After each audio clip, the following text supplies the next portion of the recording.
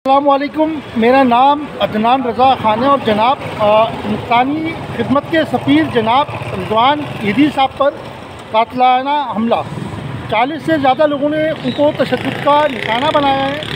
वो कि रिजवान ईदी साहब जो है वो 2008 तक के ईदी फाउंडेशन से मंसूब रहे।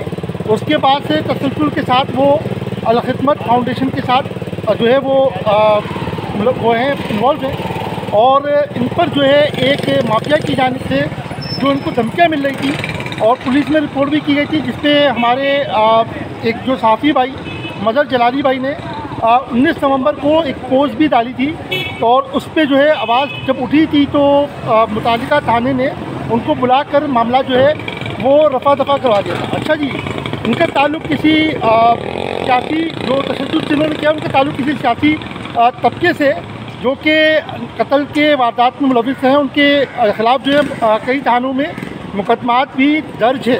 अच्छा, इसके साथ साथ आपको ये बताता चलूँ कि जिन्होंने तशद्दुद किया है उनका ताल्लुक़ जो है वो बताते हैं कि उनका ताल्लुक़ कहीं से जाकर जो जमात इस्लामी के काउंसलर हैं उनके भांजे और भतीजे भी लगते हैं वो।